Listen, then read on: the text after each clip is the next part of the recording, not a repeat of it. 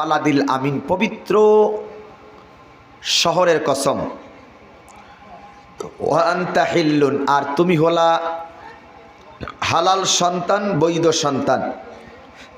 বিহাজাল বালাদিল আমিন, পবিত্র শহরের বা নগরের। এই হলো তেলাওয়াতকৃত আয়াতের শাব্দিক অনুবাদ। আসুন ব্যাখ্যার দিকে যাই। ব্যাখ্যা মানে তাফসীর। আর আপনারাও পোস্টারে লিখছেন তাফসীরুল কোরআন মাহফিল। আপনারাও এসেছেন তাফসীর শুনবেন এই নিয়তে, নাকি? কথা বলেন। তবে আপনাদের বাড়ি তো সবার বগুড়াতে, তাই না? বগুড়ার মানুষ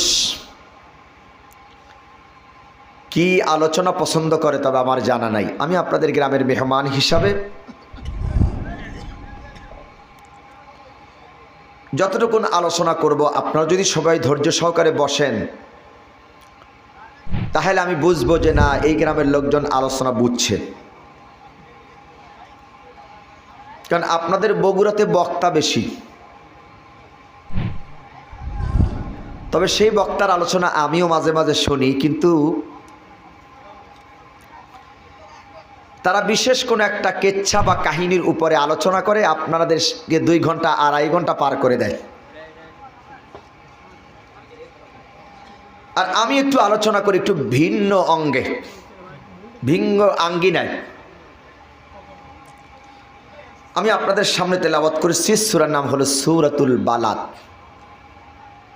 সূরাটা অবতীর্ণ হয়েছে মক্কায়।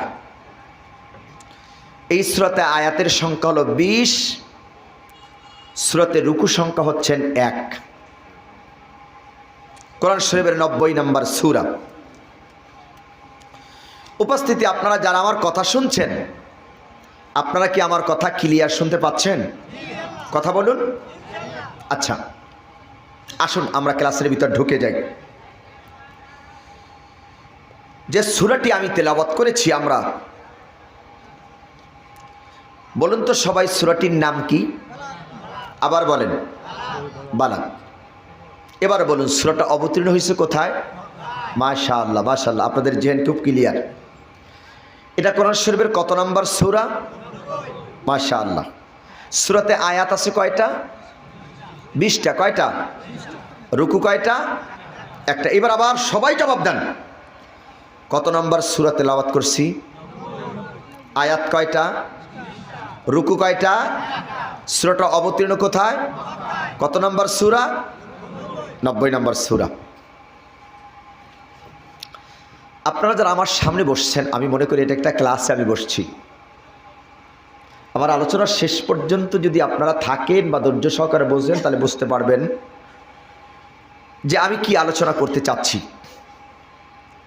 যে সূরাটি তেলাওয়াত করেছি, সূরার নাম বালাদ। বালাদ মানে হলো দেশ। বালাদ মানে কি? দেশ বা শহর বা নগর। তাহলে আমরা আজকে যে সূরা থেকে আলোচনা শুরু করতে যাচ্ছি, সূরাটা একটা দেশের উপর আল্লাহ নাজিল করছে, সেই জন্য সূরার নাম হলো সূরাতুল বালাদে মাক্কিয়া। এখন কোন শহরে আল্লাহ এই সূরাটা নাজিল করছেন? মক্কা। এই কথা না বলেই মহিলা ভাই মোবাইল জমা দেন। মোবাইল জমা তো বলেন। এখানে ক্লাসে যারা বসছেন আদব রক্ষা করে বসবেন। আমার মেজাজ কিন্তু একটু অন্যরকম।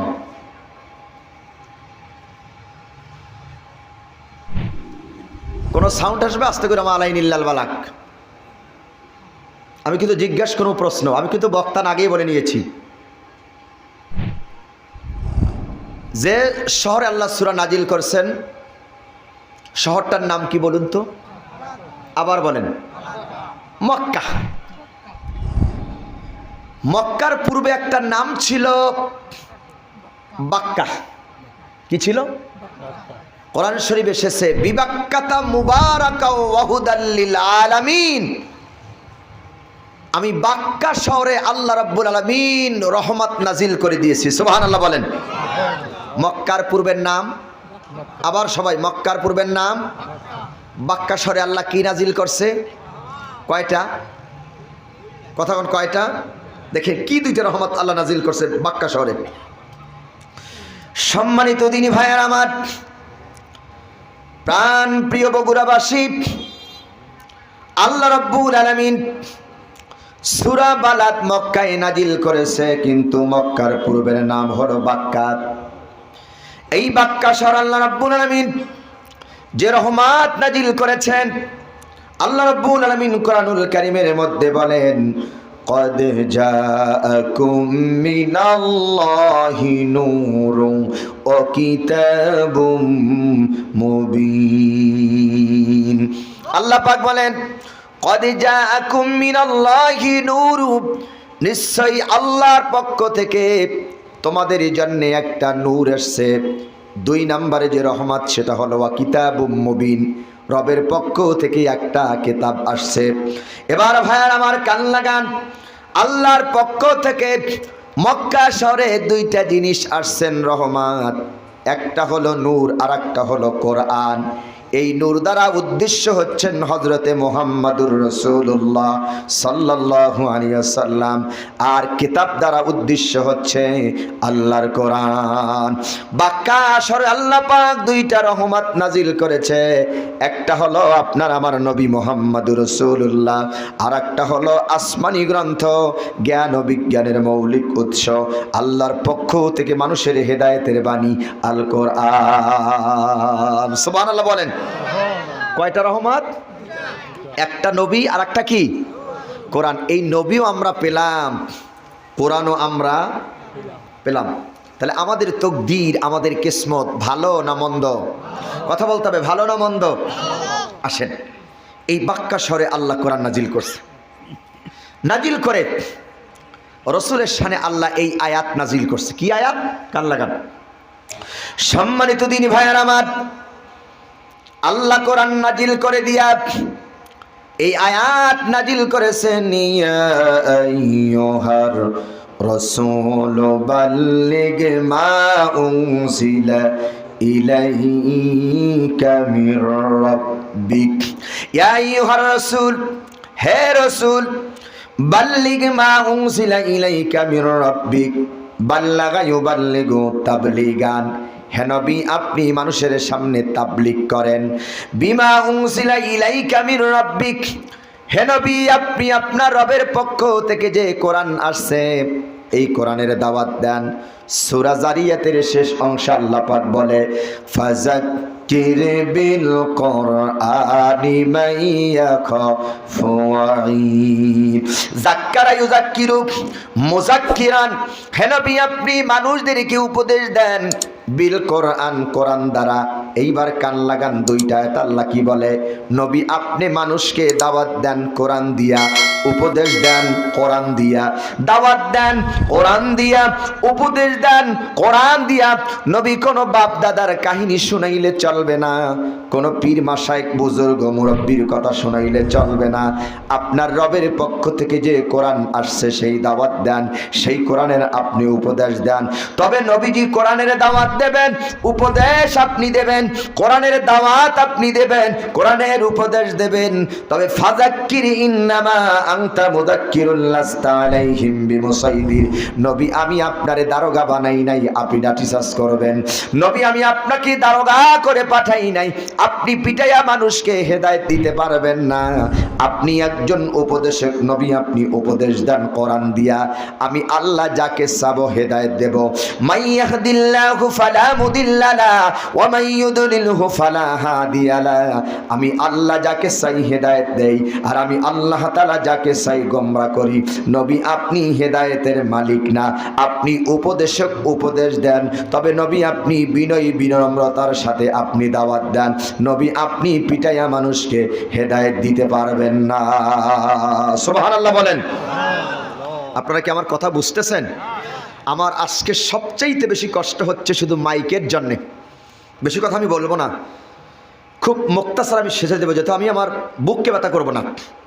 কান লাগান, 2টা আয়াত আল্লাহ পাক বলেন, রসুল, আমি আপনাকে কোরআন দিয়েছি, কোরআন দিয়ে আপনি উপদেশ দেন, কোরআন দিয়ে মানুষদেরকে আপনি ডাকেন। তবে নবী, ডাকতে গিয়ে মানুষদেরকে আপনি পিটাতে পারবেন না। ভালোবাসা দিয়া কাছে মানুষদেরকে ডাকেন। রসুল গেলেন মক্কাবাসীকে ডাকতে, গিয়া বললেন, ইয়া আইয়ুহান নাস, হে মানুষেরা তোমরা বলো, কুলু লা ইলাহা ইল্লাল্লাহ তুফলিহুন। তোমরা মানুষেরা বলো, ইয়া আইয়ুহান নাস, হে মানুষেরা তোমরা বলো, লা ইলাহা ইল্লাল্লাহ, আল্লাহ ছাড়া কোনো ইলাহা নাই, মাবুদ নাই, উপাস্য নাই, আইনদাতা নাই, বিধানদাতা নাই। আলা লাহুল খলকু ওয়াল আম, সৃষ্টি যার, হুকুম চলবে তার, আকাশ আর জমিন যার, আইন চলবে তার। কান লাগান দিদি ভাইরা। রসুল গেলেন মানুষদেরকে দাওয়াত দেওয়ার জন্য। কোন সমাজে রসুল দাওয়াত দিতে গেলেন? যেই সমাজটাকে বলা হয় আয়ামে জাহিলিয়াতের যুগ, অন্ধকারের যুগ বলা হয়। কন্যা সন্তান জন্মগ্রহণ করছে, বাপ এটাকে খাওয়াতে পারবে না, বিবাহ শাদী দিতে পারবে না, সন্তানকে ভরপোষণ দিতে পারবে না, লালন পালন করতে পারবে না, বিদায় নিজ পিতা নিজ কন্যার হাত পাও বেঁধে বালুর ভিতরে, পাহাড়ের উপরে পাথর চাপা দিয়ে দিত। মুহূর্তের ভিতরে গর্তের ভিতরে ফুটফুটে সুন্দর ফুলের পাপড়ির মতো কন্যাদেরকে মাটির নিচে গেড়ে দিত। আল্লাহর কোরআন বলছে, বিআইয়্যি যামবিন কুতিলাত, কিসের অপরাধে নারীদেরকে হত্যা করা হয়। এই যুগটাকে বলা হয় আয়ামে জাহিলিয়াতের যুগ। তার মানে সবাই অন্ধকারে আছে। ইন্নাল ইনসানা লাফি খুস, সব মানুষ আছে ক্ষতিগ্রস্তর ভিতরে। রসুল ওয়াতাওয়াসাউ বিল হক, এই ক্ষতি থেকে বাঁচাবার জন্যে আপনি হকের দাওয়াত দেন। তবে নবী, হকের দাওয়াত দিতে গেলে আপনার উপরে বাধা আসবে, বিপদ আসবে। এই বিদার বা বিপদ বাধায় আপনি ওয়াতাওয়াসাউ বিস সাবর, আপনি আল্লাহর উপরে সবর করেন। রসুল গোটা সমাজে অন্ধকারকে দূর করার জন্যে আল্লাহর দেওয়া আসমানি গ্রন্থ কোরআন নিয়ে মক্কাবাসীর কাছে গিয়ে বলেন, ও মক্কাবাসী, ইয়া আইয়ুহান নাস, তোমরা বলো, কুলু লা ইলাহা ইল্লাল্লাহ, আকাশ আর জমিন যার, আইন চলবে তার। এই কথা বলতে দেরি, মক্কার লোকদের আর খেপতে দেরি, কতক্ষণ দেরি হয় নাই। তার মানে মক্কার লোকেরা খুব খেপে গেল। কেন খেপছে? কেন খাপছে? রসুল 40 বছর সকলের কাছে আল আমিন, মানে বিশ্বাসী, এই খেতাবে তিনি সবার কাছে পরিচিত। কিন্তু যখন কোরআনের দাওয়াত দিয়েছেন, মক্কার লোকেরা খেপে গিয়ে বললেন, মুহাম্মদ একজন পাগল, মুহাম্মদ একজন পাগল। 40 বছর পর্যন্ত কেউ পাগল বলল না। মক্কার লোকেরা তারে খেতাব দিল আল আমিন। পৃথিবীর কোনো মুসলিমরা তাকে খেতাব দেয় নাই। ওই মক্কার বড় বড় কাফেরেরা, কুরাইশরা খেতাব দিল আল আমিন। তার মানে রাসূলের কাছে সবাই নিরাপত্তায় ছিল, টাকা পয়সা স্বর্ণ অলংকার সব নিরাপত্তায় ছিল। তাই মক্কার লোকেরা খেতাব দিল আল আমিন। 40 বছর পরে যখন কালেমার দাওয়াত দিয়েছে, কেউ তাকে আর আল আমিন বলে না, সবাই বললেন পাগল পাগল পাগল। আসেন কান লাগান, কষ্ট হচ্ছে না তো আপনাদের? সম্মানিত দিনী ভাইয়ার আমার, রসুল 40 বছর পর্যন্ত সবার কাছে একটা নামে পরিচিত, আল আমিন, মানে বিশ্বাসী। 40 বছর পরে কেউ তাকে আর আল আমিন বলে না, সবাই পাগল বলে। এইবার মক্কার বড় বড় নেতারা এক জায়গায় বসল, বিশাল একটা মঞ্চ তৈরি করলো, আর আমার নবীর বিরুদ্ধে কি ষড়যন্ত্র করল আর কি কথা করলেন। আল্লাহ পাক ওদের ষড়যন্ত্র আর কথাগুলা সূরা আল ফুরকানের ভিতরে তুলে দিয়েছেন। নবী কোরআনের দাওয়াত দিয়েছেন লা ইলাহা ইল্লাল্লাহ, ওরা সহ্য করতে পারে নাই। ওরা কি বললেন আল্লাহ তুলে ধরছেন, ওয়াকালাল্লাযীনা কাফারু, কাফেররা বলল, ওয়াকালু, তারা বলল, মালি হাযার রাসূল, ওয়াকালু মালি হাযার রাসূল, এটা আবার কেমন রসুল, ইয়াকুলুত তাআমা, সে তো খাদার খাদ্য খায়, ওয়ায়ামশি ফিল আসওয়াক, সে তো বাজারে যায়, লাউলা উনজিলা ইলাইহি মালাক, আল্লাহ চাইলে আমাদের কাছে আসমান থেকে ফেরেশতা নাজিল করতে পারতেন। আল্লাহ কেন মুহাম্মাদের মতো লোকরে নবী বানাইছে? কান লাগান। যে সূরাটি তেলাওয়াত করছি, বলেন তো সূরার নাম কি? বালাদ মানে কি? শহর। বালাদ মানে কি? আজকে সূরা বালাদ কেন আমি তেলাওয়াত করেছি? যুগের আলোকে, সময়ের আলোকে তাফসির করতে হবে। বালাদ মানি দেশ, এখন এই দেশ মানি বাংলাদেশ না। আল্লাহ এই সূরাটা নাজিল কখন করলেন একটু কান লাগান, ওই জায়গাতে যাব। এই সূরাটা নাজিল করছেন ঠিক মক্কা থেকে। মক্কার যে ঘরটা অবস্থিত, যারা হজ করছেন হাজী সাহেবরা জানেন, এই ঘর থেকে একটু 500 গজ দূরেই আল্লাহ সূরা বালাদ নাজিল করছেন। নবী যখন কাফের জালিমদের জুলুমে অত্যাচারের শিকার হয়ে মক্কা থেকে যেদিন হিজরত করে নবীজি মদিনাতে যাচ্ছেন, বড় কষ্ট পাচ্ছিলেন। পিতৃভূমি, মাতৃভূমি, মায়ের জন্মভূমি, বাবার জন্মভূমি ছেড়ে রসুল মক্কা থেকে মদিনাতে যাওয়ার সময় বড় কষ্ট পাচ্ছিলেন। চোখের পানি কাবার দিক তাকায় তাকায় কাঁদতেছিলেন আর চোখের পানি ছাড়তেছিলেন। ঠিক আল্লাহ তাআলা হিজরাতের রাতে আল্লাহ এই সূরা বালাদ নাজিল করেছে। সুবহানাল্লাহ বলেন। বালাদ মানে কি? শহর। এখন কোন শহরে আল্লাহ সূরা নাজিল করছেন? আসেন আস্তে আস্তে করে আগাই। রসুল দাওয়াত নিয়ে গেছে 40 বছর, সবার কাছে আলামিন। 40 বছর পরে বলে এটা কেমন রসুল? অকালু মালি হাজার রসুল, এটা কেমন রসুল? ইয়াকুলুত তাআম, সে তো খাদ্য খায়। ওয়ায়ামশি ফিল আসওয়াক, সে তো বাজারে যায়।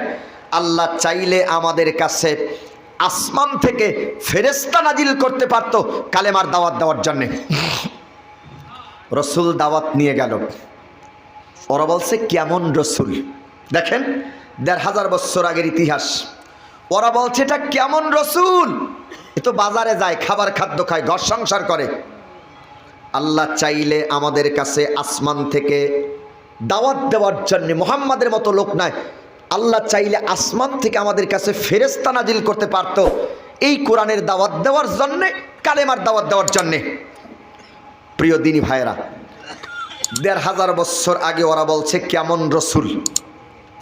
এখন আর বলে না কেমন রসুল, এখন বলে সমাজে যেটা, এটা কেমন হুজুর। কান লাগান। 1500 বছর আগে বলছে কি কেমন রসুল, কালেমার দাওয়াত দেওয়ার জন্য বলছে কেমন রসুল। আর এখন বলে না কেমন রসুল, এখন বলে এটা কেমন, কথা কয় না কেমন হুজুর। আমাদের হুজুরদের দোষ এমনিতেই বেশি। যদি আমরা জোরে হাঁটি কয় কোথায় জানো দাওয়াত পেয়েছে, আর আস্তে হাঁটলে কয় জম্মের খাওয়া খেয়েছে। কি কথা কয় কিনা? আর হুজুর যদি একটু খেয়ে পেটটা একটু বড় হয় তাহলে বলে পরের বাড়ি খাইয়া পেট বানিয়েছে। মসজিদের ইমাম সাহেব যদি খেতেও না পারে কয় এমন মরার হুজুর রেখেছি মসজিদে খেতেও পারে না। তার মানে হুজুর যেটাই করুক না কেন দোষ আছে, আছে না নাই? কথা বলেন আছে না নাই? তাহলে রসুল 40 বছর সবার কাছে আলামিন, কিন্তু কালেমার দাওয়াত দেওয়ার কারণে আর কেউ তাকে আলামিন বলে না, বলে পাগল কেমন রসুল। দিনী ভাইরা কান লাগান। বিগত দিনে একটা সময় আমরা পার করেছি, তবে আপনাদের বগুড়ার শিবগঞ্জে হয়েছে কিনা আমার জানা নেই। মাহাপাইলের ওষ্টায় জড়ব নামদারি কিছু কেরামান আর কাতিবিন এসটাই আমাদেরকে উঠতে দেয় নাই। তবে আপনাদের বগুড়া এরকম হয়েছে? হ্যাঁ হয়েছে, এটা হয়েছে, বগুড়া হয়েছে। আলোচনা করব, স্টেজে তুলতে দেয়নি। হুজুর আপনি ভালো আলোচনা করেন, তাফসির যদি আপনার করতেই হয় আপনি তাফসির করেন, ওই আসমানের উপরে ফেরেশতার তাফসির আপনি করেন। আর আলোচনা যদি করতে হয় মাটির নিচে মরা মানুষের কবরের আলোচনা আপনি করেন। প্রিয় বগুড়াবাসী, আমি আপনাদের কাছে জানতে চাই, আল্লাহ কি এই কোরআন আসমানের ফেরেশতার উপরে নাজিল করছে? মরা মানুষের জন্য আল্লাহ নাজিল করছে? আল্লাহ বলে হাজা বায়ানুল লিন্নাস হুদাল নাস হুদাল্লিল মুত্তাকিন। মুত্তাকিন বান্দাদের জন্য পথ প্রদর্শক হিসাবে আমি আল্লাহ কোরআন নাজিল করেছি। ঘর পরা যাচ্ছে তুমি আলু পোড়া খেয়ে বেড়া বেটা, এটার নাম ইসলাম না বেটা। বাতিল যেখানে থাকবে হক সেখানে থাকবে, নাস্তিকবাদী যেখানে থাকবে হক্কানি ওলামায়ে কেরাম পীর মাশায়েখ সেখানে থাকবে। হক্কানি ওলামায়ে কেরামদের কথা যদি ভালো না লাগে তাহলে তুমি দেশ ছেড়ে বিদেশে চলে যাও। কি কথা কোন ঠিক কি না? তাহলে অনেকে হক কথা সহ্য করতে পারে না। কেন পারে না? আল হাক্কু মুররুন, সত্য কথা তিতা না মিঠা? কথা কেন? সত্য কথা তিতা না মিঠা? তিতা। সত্য কথা বড় তিতা। রসুল সবার কাছে মক্কায় আল আমিন কয় বছর? 40 বছর। তার মানে মসজিদের ইমাম সাহেব নরম কথা বলবে যতদিন, সবার কাছে ভালো থাকবে ততদিন। হক কথা বলবে যেদিন, চাকরি যাবে সেদিন। কেননা মসজিদের মেম্বার ইমামেরা হক কথা বলতে পারে নাই। আমি এক সময় নারায়ণগঞ্জে খুতবা দিতাম। আমাকে নারায়ণগঞ্জে একজন আল্লাহর ওলি লোক ছিল, পালিয়ে গেছে। প্রতি দৈনিক রাত্রে 60 থেকে 70 রাকাত নফল নামাজ পড়তো। নাম নাই বলি, 60 থেকে 70 রাকাত নফল নামাজ পড়তো। কত বড় আল্লাহর ওলি! তাহলে আমি চিন্তা করলাম, এত নামাজ তো আমি হুজুরও পড়ি না, তাই রাত্রে ঘুমাই কোন সময়? হক কথা বলতে দেয়নি। এখন হক কথা কেন বলতে দেয়নি? সে ওই অন্যার সাথে জড়িত। ইমাম যে কথাগুলো মসজিদের মেম্বারে বলে, ইমাম সুদের বিরুদ্ধে, ঘুষের বিরুদ্ধে, জেনার বিরুদ্ধে, মদের বিরুদ্ধে, হারামের বিরুদ্ধে কথা বলে। যারা এই কাজগুলোর সাথে জড়িত, অন্যায়ের সাথে, তারা কি ইমামের ওই কথা সহ্য করতে পারে? কথা বলেন, পারে? তারা ইমামের ঘাড় ধাক্কা দিয়ে, গলা ধাক্কা দিয়া মসজিদ থেকে তারা বের করে দেয়। তবে আপনাদের এই শিবগঞ্জ কি হয়েছে? হ্যাঁ, এটা হয়েছে। আপনাদের শিবগঞ্জ হয়েছে। কাল লাগান। রসুল 40 বছর সকলের কাছে আলামিন, কিন্তু 40 বছর পরে আর আলামিন হয় না। সবাই বলল দাওয়াত নিয়ে যাও। এটা কেমন রসুল? বাজারে যায়, খাবার খাদ্য খায়। আল্লাহ চাইলে আমাদের কাছে আসমান থেকে ফেরেশতা নাজিল করতে পারত। সম্মানিত ভাইয়ের আমার, প্রাণ প্রিয় বগুড়াবাসী, আল্লাহ রসুল কালেমার দাওয়াত নিয়ে গেলেন, কোরআনের দাওয়াত নিয়ে গেলেন। ওরা বলল কেমন রসুল? বাজারে যায়, খাবার খাদ্য খায়। এটা আবার কেমন রসুল? আল্লাহ চাইলে আমাদের কাছে কালেমার দাওয়াত দেওয়ার জন্য আসমান থেকে ফেরেশতা নাজিল করতে পারত। মুহাম্মাদের মতো গরিব লোকরে আল্লাহ নবী না বানায়া আবু জাহেল, উদবা, সাহেবা হলবের যদি নবী বানাইতো তাও আমরা মানতাম। যেহেতু মুহাম্মাদের বাবা নাই, এতিম লালন পালন করার কোনো মানুষ নাই, মুহাম্মদ একজন গরিব নবী, এতিম নবী, তারে আল্লাহ কেন নবী বানাইছেন? আল্লাহ কেন আসমান থেকে ফেরেশতা নাজিল করল না? এই কথার কাফেরদের প্রশ্নের জবাব আল্লাহ রাব্বুল আলামিন কোরআনুল কারীমের 8 নম্বর পারার 1 নম্বর পৃষ্ঠা সূরা আনআমের 111 নম্বর আয়াতের ভিতর আল্লাহ রাব্বুল আলামিন দলিল দেন, ওয়ালাউ আন্নানা নাসালনা ইলাইহিমুল মালাইকাতা ওয়া কাল্লামাহুমুল মাউতা ওয়া হাশারনা আলাইহিম কুল্লা শাইইন কুবুলাম মা কানু লিয়ুমিনু ইল্লা আন ইয়াশা আল্লাহু ওয়ালাকিন্না আকসারাহুম ইয়াজহালুন। কাফেররা বলল মুহাম্মাদের মাত্র লোকরে আল্লাহ নবী না বানাইয়া আসমান থেকে যদি আমাদের কাছে ফেরেশতা নাজিল করত তাহলে আমরা কালেমার দাওয়াত গ্রহণ করতাম। আল্লাহ কয় নবী ওরা কারা? ওরা তো আসলে কালেমা গ্রহণ করবে না, ওরা শুধু মিথ্যা অপবাদ আপনার উপরে চাপাইতে চায়, ওরা আপনাকে ধোঁকা দিতে চায়। নবী আল্লাহ পাক বলে ওয়ালাউ আন্নানা নাসালনা ইলাইহিমুল মালাইকা, আমি আল্লাহ যদি আসমান থেকে ওদের কাছে ফেরেশতাও নাজিল করতাম, লক্ষ্য করেন, আসমান থেকে যদি আমি আল্লাহ মালাইকা মানে ফেরেশতাও নাজিল করতাম, ওয়া কাল্লামাহুমুল মাউতা ওয়া হাশারনা আলাইহিম কুল্লা শাইইন কুবুলাম মা কানু লিয়ুমিনু, অথবা মরা মানুষ জিন্দা হয়েও যদি ওদের সামনে কালেমার দাওয়াত দিত, কান লাগান আল্লাহর কথা, আসমান থেকে যদি কালেমার দাওয়াত দেওয়ার জন্য ফেরেশতাও নাজিল করতাম, কবর থেকে মরা মানুষ জিন্দা হয়েও যদি ওদের সামনে কথাবার্তা বলতো, কালেমার দাওয়াত দিত, ওরা ঈমান আনবে না। ঈমান আনবে না কেন? ঈমান আনবে না ওয়ালাকিন আকসারাহুম ইয়াজআলুন, অধিকাংশ মানুষ হলো মূর্খ জাহেল, এই জন্য নবী ঈমান আনবে না। ওরা বলে কেন আল্লাহ আসমান থেকে ফেরেশতা নাজিল করলো না, এটা মৌলিক বিষয় না, বিষয় হচ্ছে নবী ওরা ঈমান আনবে না। শুধু ঈমান আনবে না তা না, আমি আল্লাহ যদি আসমান থেকে ফেরেশতাও নাজিল করে দিতাম, কবর থেকে মরা মানুষ উঠেও যদি ওদেরকে কালেমার দাওয়াত দিত, ওরা ঈমান আনবে না। আল্লাহু আকবার বলেন। দেখেন আল্লাহর কথার সিস্টেম কত সুন্দর, আর কাফেরদের কথার কায়দা দেখেন। ওরা বলে আল্লাহ কেন মুহাম্মাদের মতো লোকরে নবী বানাইছে, কেন আসমান থেকে ফেরেশতা নাজিল করলো না? আল্লাহ কয় যদি ফেরেশতাও নাজিল করতাম আর কবর থেকে মরা মানুষ জিন্দা হয়েও যদি দাওয়াত দিত, ওরা ঈমান আনবে না, ওরা ঈমান আনবে না। কেন ঈমান আনবে না? এইবার কান লাগান, আল্লাহ সূরা বাকারার 7 নম্বর আয়াতের ভিতরে বলে ওরা ঈমান কেন আনবে না। আল্লাহ রাব্বুল আলামিন বলেন, খতামাল্লাহু আলা কুলুবিহিম ওয়া আলা সামিইহিম ওয়া আলা আবসারিহিম গিশাওয়াতুন ওয়া লাহুম আযাবুন আযীম।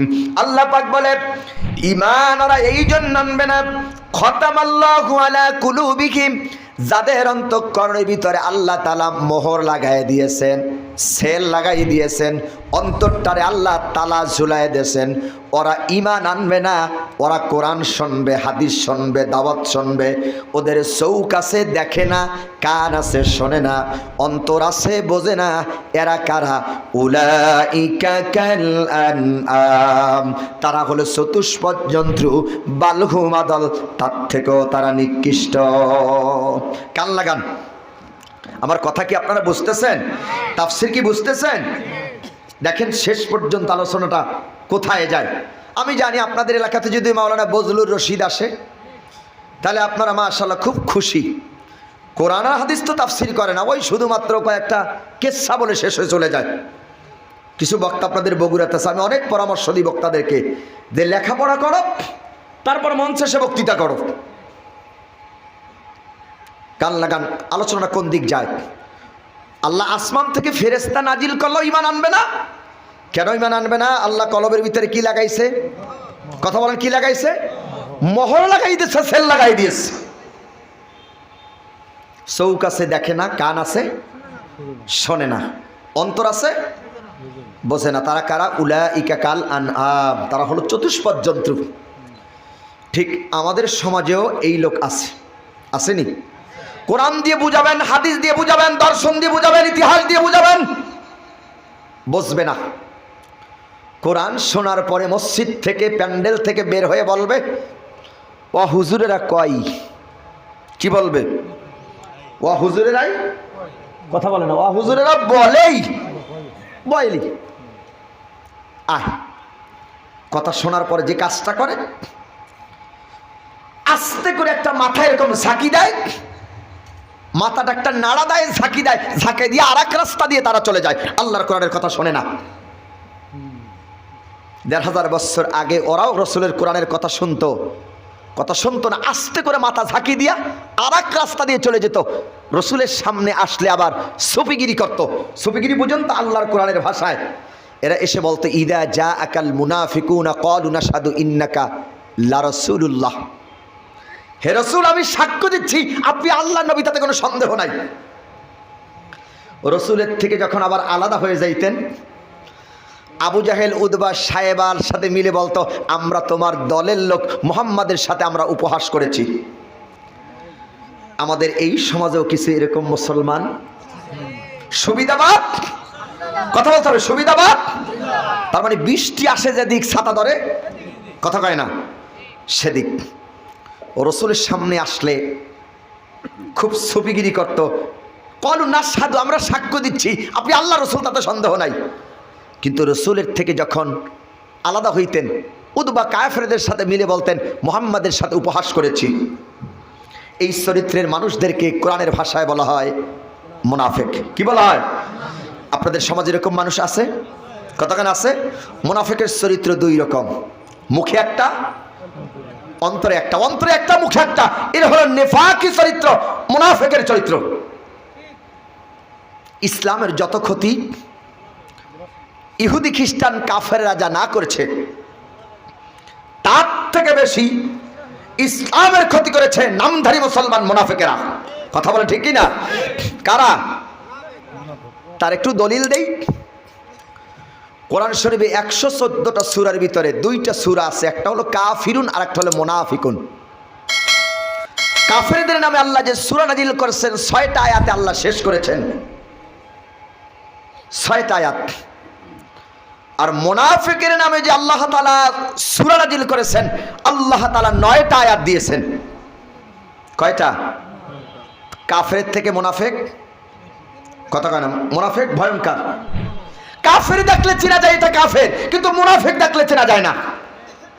চেনা যায় কাফের দেখলে, কিন্তু সবচেয়ে ইসলামের বড় ক্ষতি করেছে নামদারি মুসলমান মুনাফিকেরা। বর্তমান সময়ে যে ইসলামের ক্ষতি হচ্ছে, নামদারি মুসলমান মুনাফিক দিয়ে ইসলামের বড় ক্ষতি হতে যাচ্ছে। তার দলিল যদি আমি পেশ করি, আমার কাছে অনেক দলিল আছে, ওদিকে আমি আলোচনা করব না, যেহেতু আমার আলোচনা সূরা বালাত শেষ করতেই হবে ইনশাআল্লাহ। তো ওরা ঈমান আনবে না কেন? আল্লাহ কলবের ভিতরে কি লাগাই দিয়েছে? কথা শোনার পর আস্তে করে মাথাটা ঝাঁকি দিয়া আর এক রাস্তা দিয়ে তারা চলে যায়। এরকম মুনাফিকদের আচরণ। প্রিয় বগুড়াবাসী, বলেন তো মাথা ঝাঁকি দেওয়ার অভ্যাস কি আপনাদের বগুড়ার লোকজনের আছে? কথা বলেন আছে? আমি তো ঢাকার প্রাণ কেন্দ্রে থাকি, মসজিদ এরকম কথা শোনার পর মাথা ঝাঁকি দিয়ে চলে যায় এরকম মানুষ। তাহলে বগুড়া শিবগঞ্জ আচ্ছা, একটা প্রশ্ন আপনাদের কি করি, বলেন তো মাথা ঝাঁকি দেয় কারা? মাথা ঝাঁকি দেওয়ার অভ্যাস কাদের বলতে পারেন? মাথা ঝাঁকি দেওয়ার অভ্যাস হলো ছাগলের, পাঠার। হুজুর বলছে পিছন থেকে পাঠা। কিসের অভ্যাস? আসলে পাঠা। আপনার পাশের বাড়ি হলো আব্দুল করিমের, করিমের আছে একটা কাঁঠাল বাগান। আর যদি আপনার ছাগলকে যদি পাঠাকে যদি বলেন পাঠা, তোরে বুখারী মুসলিম তিরমিজি আবু দাউদ নাসাই পড়াইলাম, সাবধান, আব্দুল করিমের বাড়িতে যাবে না, কাঁঠাল বাগানের কাঁঠাল পাতা খাবে না। রশি থেকে ছাড়া মাত্র এতক্ষণ যে আপনি পড়াইলেন, এই ছাগলের অভ্যাস হলো আস্তে করে মাথা ঝাঁকি দিয়া ওই আব্দুল করিমের বাড়িতে আগে দৌড় দেয়। কি কথা ঠিকই না? তার মানে অভ্যাস ছাগলের। কিন্তু ছাগলেরও যে গুণ আছে সেটা নাস্তিক্যবাদী মুনাফিকের আমার নাই, আমাদেরও সেই গুণ নাই। এখন প্রশ্ন করতে পারে হুজুর তাহলে আমরা কি ছাগলের মতো হয়ে গেলাম? না, এটা বুঝাচ্ছে চাচ্ছি না। আমার বাড়ি হলো গ্রামের বাড়ি বাগেরহাটে।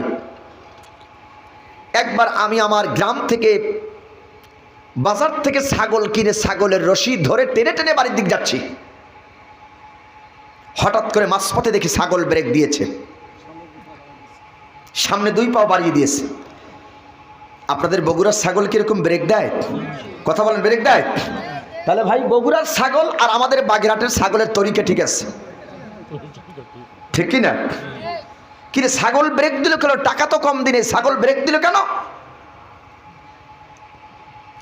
ছাগল ব্রেক দিয়ে দেখি কোনো দিক তাকায় না, সোজা আমার দিক তাকিয়েছে। ছাগল দেখবেন ব্রেক দিয়ে আপনার দিকে তাকাই থাকবে, কিন্তু ছাগল ব্রেক দিল কেন? আমার দিক তাকিয়ে সোজা চোখ দুটো বড় করছে। কেন তাকালো কেন? ছাগল তাকিয়ে মালিকের 3টা মতলব টেস্ট করে।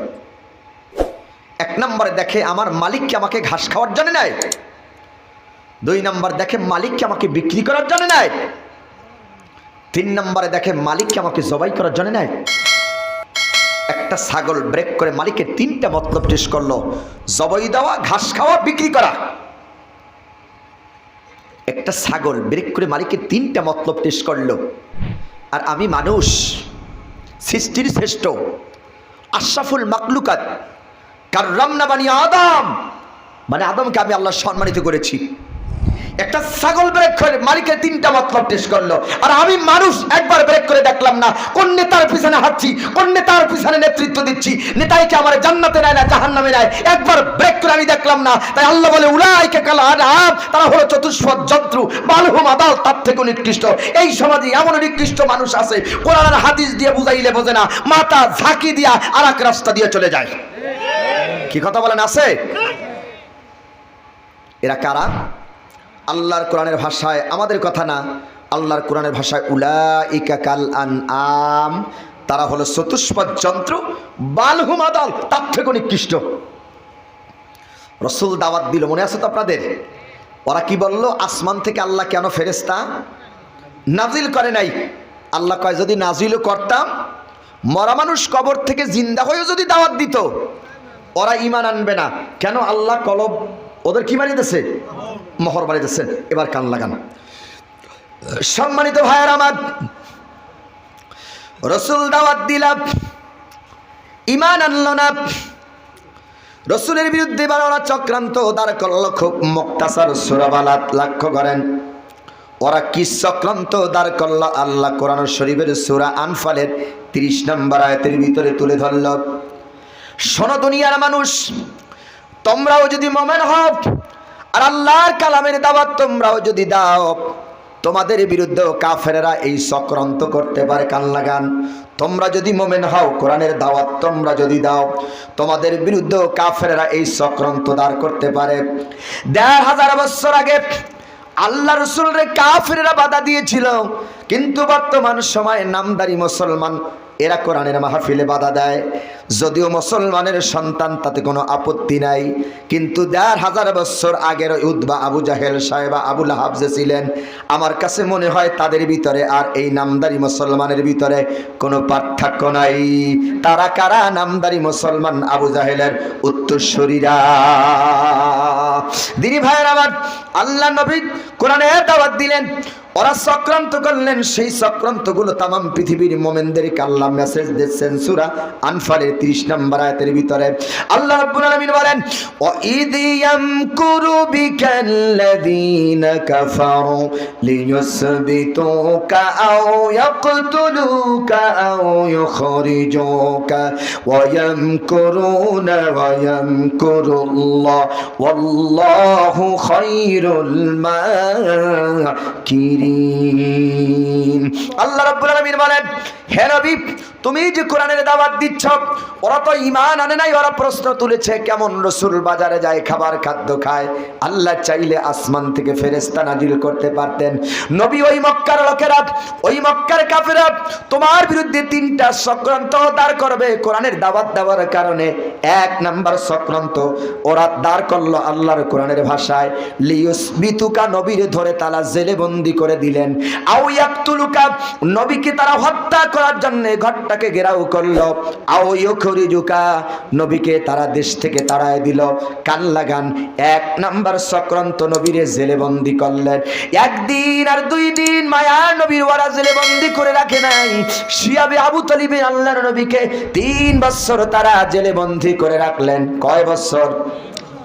এত কষ্ট ওরা দিয়েছে, সেখানে পানি দেয় নাই, খাবার খাদ্য দেয় নাই, নামাজ পড়ার মতন ওরা কোনো ব্যবস্থা করে দেয় নাই। খাবার রসুলকে কি খেতে দিয়েছিলেন? হাদিস শোনাচ্ছি, বুখারীর হাদিস। আল্লাহ নবীকে দিয়েছে বাবলা গাছের পাতার ছাল কাটা যুক্ত খাবার দিয়েছেন, নবীকে দিয়েছেন, সাহাবীকে খাবার দিয়েছেন। মায়ার নবী ক্ষুধার যন্ত্রণায় জেলের ভিতরে চিৎকার করতেন। সাহাবীরা ওই জেলের ভিতরে ক্ষুধার যন্ত্রণায় চিৎকার করতেন। রসুল ওই ক্ষুধার্ত অবস্থায় শুকায়া অনেক শুকনো হয়ে গেলেন। জেলখানা থেকে বের হওয়ার পর হাদিস শরীফের ভিতরে আসছেন সালমান ফাসরি রাদিয়াল্লাহু তাআলা আনহুর একটা রিয়াত আমি আপনাদের সামনে বর্ণনা করি। একদিন সালমান ফাসরি রাদিয়াল্লাহু তাআলা আনহু আল্লাহর নবীকে দেখার জন্য ওই মদিনার দিকে চলে গেলেন। সালমান ফাসরি রাদিয়াল্লাহু তাআলা আনহু আল্লাহ নবীর চেহারার দিকে তাকাইয়া ছোট বাচ্চার মতন টুকরে কেঁদে ফেললেন আর বললেন, ইয়া রাসূলুল্লাহ, এই আরবের লোকেরা বড় আরাম করলো, মক্কা মদিনার লোকেরা বড় আরাম করলো, আর আল্লাহ রসুলের পেটটা তার পিঠের সাথে মিশে গেছেন। আমি সালমান ফাসরি সহ্য করতে পারছি না। হুজুর আপনি অপেক্ষা করুন, সাহাবীরা তোমরা অপেক্ষা করো, আমি সালমান ফাসরি রাদিয়াল্লাহু তাআলা আনহু দৌড় দিলেন বাড়ির দিক দৌড় দিয়ে গিয়ে সালমান ফাসরি 2টা পাত্রের ভিতরে খুরমা নিয়ে এসে আল্লাহ নবীর সামনে সেই পাত্র 2টা রাখলেন, রেখে বললেন, ইয়া রাসূলুল্লাহ, এইগুলো হলো আমার নূতন বাগানের খেজুর আপনি খান, আর একটু আমার জন্য দোয়া করেন।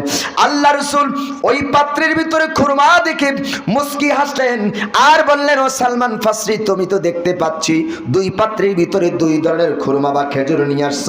সালমান ফাসরি একটা পাত্রের ভিতরে পাকা খেজুর নিয়ে আসছেন, আর একটার ভিতরে আধা পাকা খেজুর নিয়ে আসছেন। আল্লাহ রাসূল জিজ্ঞেস করলেন, সালমান ফাসরি তুমি বলো এখন আমি রাসূল কোন পাত্র থেকে খেজুর খাবো?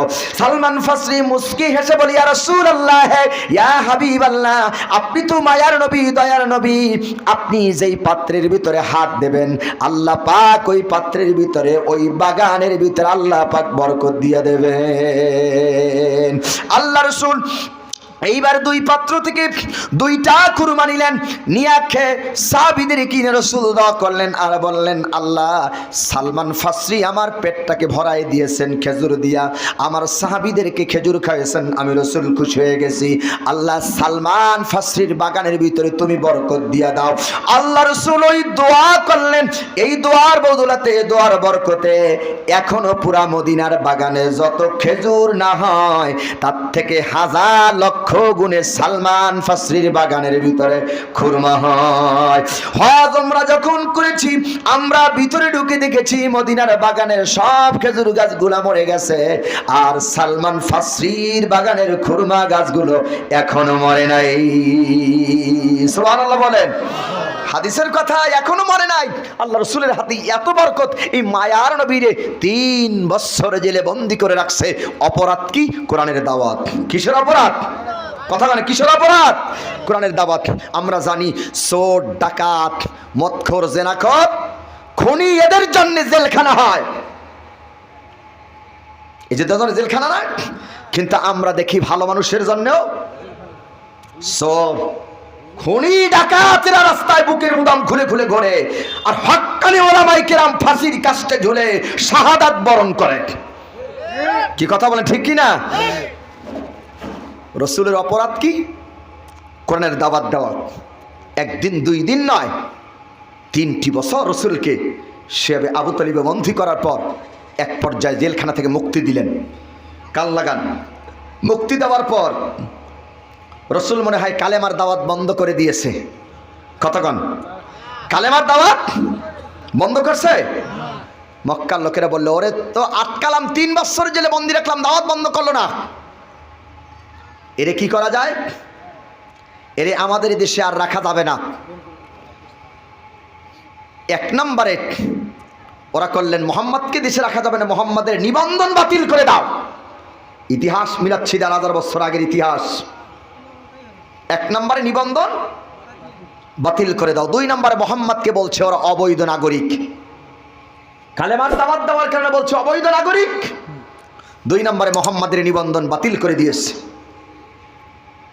আপনারা কি আমার কথা বুঝতেছেন? বিগত দিনে কিছু নিবন্ধন বাতিল, অবৈধ সন্তান বলে গালিও, দেশদ্রোহী বলে আমাদের কেউ গালি দিয়েছে।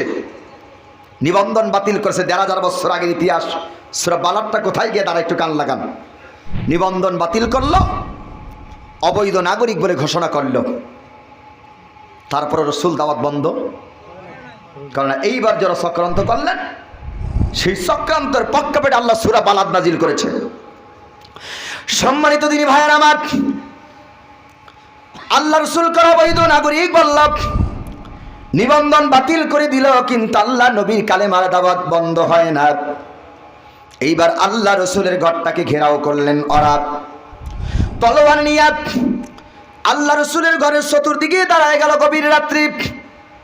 রাখে আল্লাহ, মারে কে? মারে আল্লাহ। রাখে কে? আল্লাহ। যারে মারেন কেউ তারে বাঁচাতে পারেন না, আল্লাহ যারে বাঁচান কেউ তারে রাখতে পারেন না। আল্লাহ রাসূল ঘরে ঘুমায় আছেন। হযরত জিবরাইল আল্লাহ নবীর ঘরের ভিতরে উপস্থিত হলেন, সালাম করলেন, আসসালামু আলাইকা ইয়া রাসূলুল্লাহ।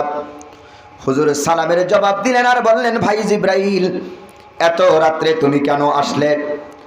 হযরত জিবরাইল বলে, ইয়া রাসূলুল্লাহ, ইয়া হাবিবাল্লাহ, আমি দেখে এসেছি আপনার ঘরের চতুর্দিকে কাফেররা দাঁড়িয়ে আছে।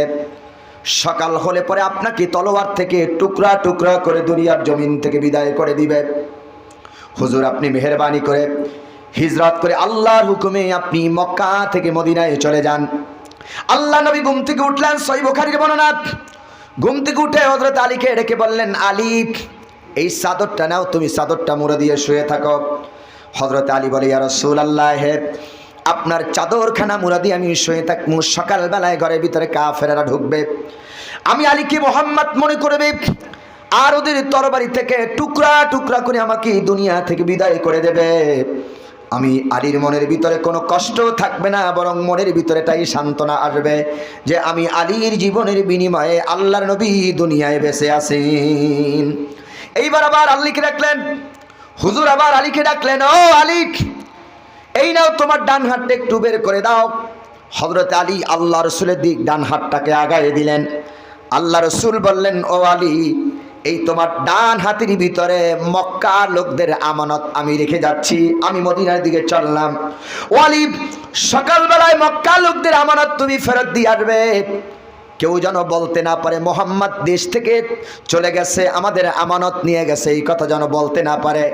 ও আলী, মক্কা লোকদের আমানত তোমার কাছে রেখে যাচ্ছি, মেহেরবানি করে মক্কার লোকদের আমানত তুমি ঘরে ঘরে পৌঁছাই দিয়ে আসবে।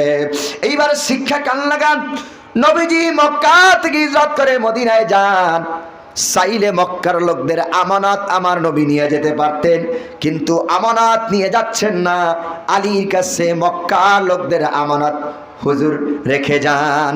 আর আমরা কত মানুষ আমানাতকে খেয়ানাত করেছি, কাবা ঘরে গিয়ে আল্লাহর ঘর তাওয়াফ করছি, মসজিদে গিয়ে নামাজ আদায় করছি, ভাইয়ের হক নষ্ট করছি, বোনের হক নষ্ট করেছি, স্ত্রীর হক নষ্ট করেছি, জনগণের হক নষ্ট করেছি, ভাই ভাইয়ের হক নষ্ট করেছি।